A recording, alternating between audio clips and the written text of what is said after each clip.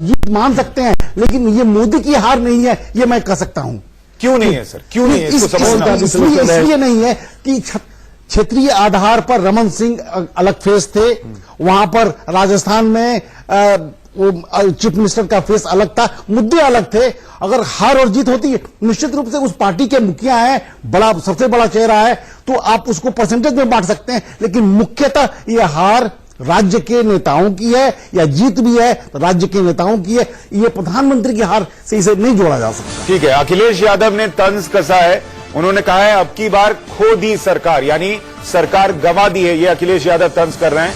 खो और दी के बीच में एक स्पेस दे दीजिए जो आपने लिखा है, तो इस पर लगातार जो है हम चर्चा कर रहे हैं। अखिलेश यादव ने ट्वीट करके ये तंज कसा है। हमारे साथ जीवीएल नरसिम्हा राव भी जुड़ गए हैं। जीवीएल, बहुत स्वागत है आपका। लंबे अरसे के बाद ऐसा मौका आया है जब आप लोगों के पास जो है स्वागत कमोबेश वैसी स्थिति है जो पिछले कई सालों से कांग्रेस की होती थी। तो जरा समझाइए कि ये आंकड़े कैसे हैं, क्यों हैं और इसकी वजह क्या है?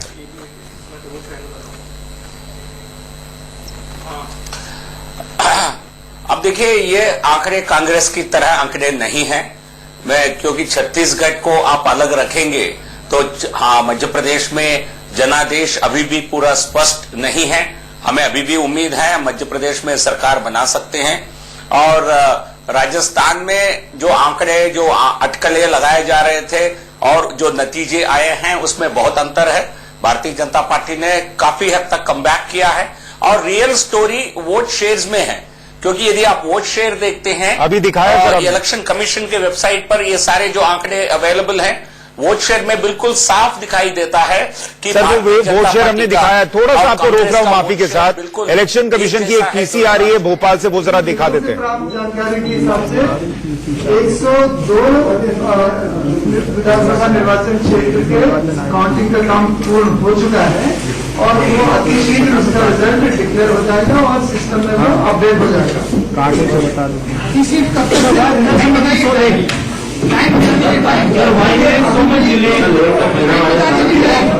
टाइम बता दीजिए। देखिए, पहली बात तो जो समय लग रहा है वो इसीलिए क्योंकि हमें प्रत्येक राउंड के परिणाम बनता है, उसका करके हमें एजेंट्स को देना हो रहा है और जो टैबलेट बनता है प्रत्येक राउंड का, उस टैबलेट का भी हम फोटोकॉपी करके कई जगह जो स्थिति है कि 30 होने से तो वो हर एक कागज का 30 बार फोटोकॉपी करना पड़ता है, लेकिन जो प्रक्रिया है उस प्रक्रिया का पालन करते हुए जो काउंटिंग का काम चल रहा है कम राउंड बचे हैं। उम्मीद है कि 10 बजे तक सारे रिजल्ट कितने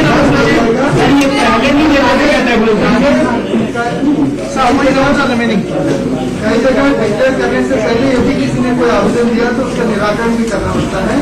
तो 10 बजे तक उम्मीद है कि पूरा काउंटिंग खत्म हो जाएगा, तो बचे हुए लगभग 100 विधानसभा क्षेत्र का, और उम्मीद है कि 11-12 बजे तक सारे रिजल्ट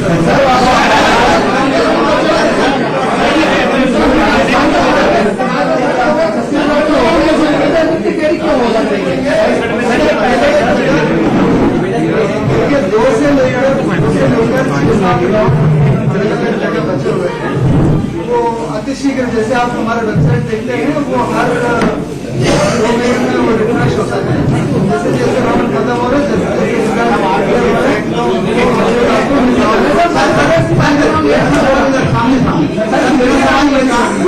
आचार संहिता लगी हुई है और आज तक अभी तक कितना वेट हुआ तो बता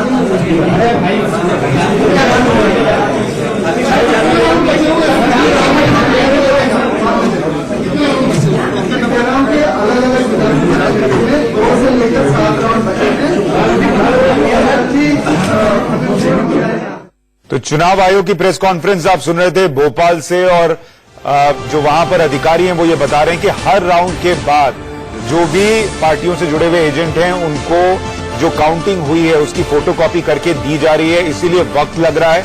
वो कह रहे हैं कि रात 10 बजे तक तस्वीर साफ हो जाएगी, काउंटिंग पूरी हो जाएगी और रात 12 बजे तक ऐसा माना जा रहा है कि मध्य प्रदेश के सारे चुनावी नतीजे आ पाएंगे। यानी रात 12 बजे साफ हो पाएगा कि जनता ने किसका 12 बजाया है और किसको जो है वो सत्ता में आने का मौका दिया। अभी भी क्लोज फाइट है, 109 बीजेपी, 112 कांग्रेस, और जैसा मैं बता रहा था कि कई सीट ऐसी हैं जहां पर 250, 400 के अंतर से मुकाबला जो है वो बहुत क्लोज फाइट बनी हुई है।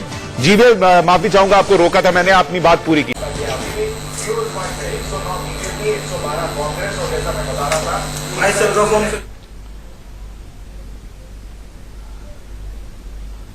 अच्छा ठीक है, उनसे शायद संपर्क टूट गया है। सतीश जी, इसका मतलब ये है कि आज रात 12 बजे तक लोगों को इंतजार करना पड़ेगा, लोगों को इंतजार करना पड़ेगा। और ये अद्भुत, ये मैच तो क्रिकेट के 2020 से भी ज्यादा रोचक और क्लोज फाइट दिखाई दे रहा है।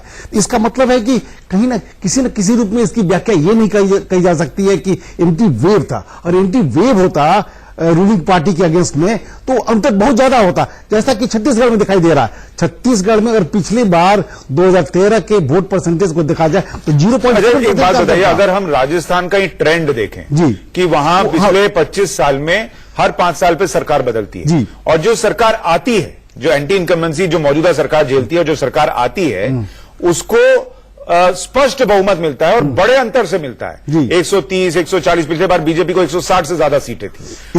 अगर इस बार कांग्रेस 100 भी नहीं पार कर पा रही, 98 पर रुक रही है, या मान लीजिए खींच कर 100 पर पहुंचती है, तो क्या ये मोदी इफेक्ट है कि उस एंटी इनकम्बेंसी को मोदी ने वहां जाकर काउंटर कर दिया और इसलिए शायद ये क्लोज फाइट हो गया? पार्सली आप कह सकते हैं, लेकिन मुख्यतः लोकल फैक्टर ही वहां की राजनीति का एक बहुत बड़ी विशेषता है कि बहुत बड़े बड़े लॉफ्टी आइडियाज के रूप में चीजें फेंकी गई हैं, वो चाहे कांग्रेस पार्टी के द्वारा हो, चाहे बीजेपी के द्वारा हो, रिजर्वेशन के लेकर मुद्दे के हो, चाहे जातीय समीकरण का हो, वो किसी भी पार्टी के लिए पूरा कर पाना बहुत मुश्किल काम है।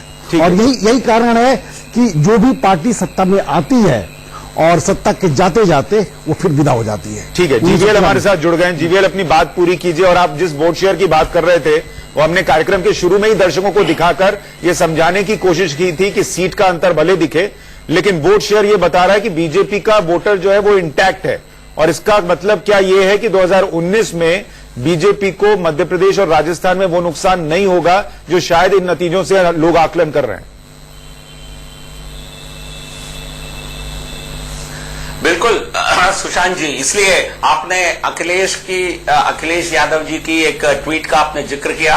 मैंने भी इसका कुछ जवाब में मैंने कुछ लिखा, पता नहीं मेरे हिंदी सही है नहीं है, मैं फिर भी बताकर आपके दर्शकों को आपको बताना चाहता हूं। बताइए सर, बताइए, बिल्कुल बताइए।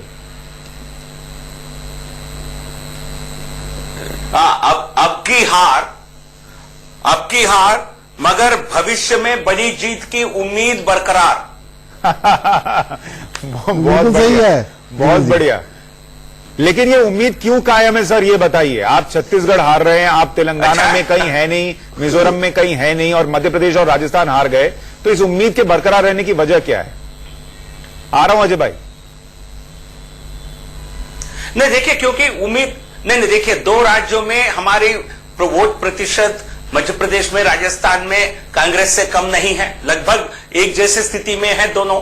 और सीटों में हम मध्य प्रदेश में अभी भी हमें उम्मीद है हम सरकार फिर वहां सत्ता बरकरार रख सकते हैं।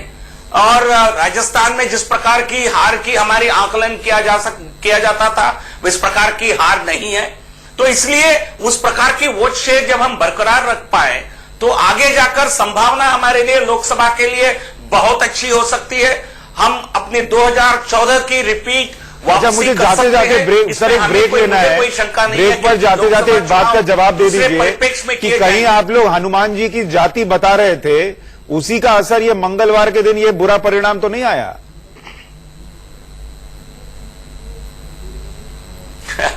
देखिए, ये देखिए,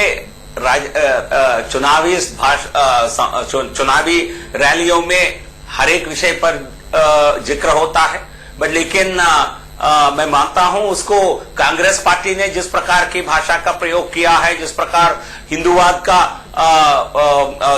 जिक्र करने की कोशिश किया था, राहुल गांधी हर बार कोई नया भक्त बनने की, ये तो मैं नहीं मानूंगा, इसमें तो आप दोनों बराबरी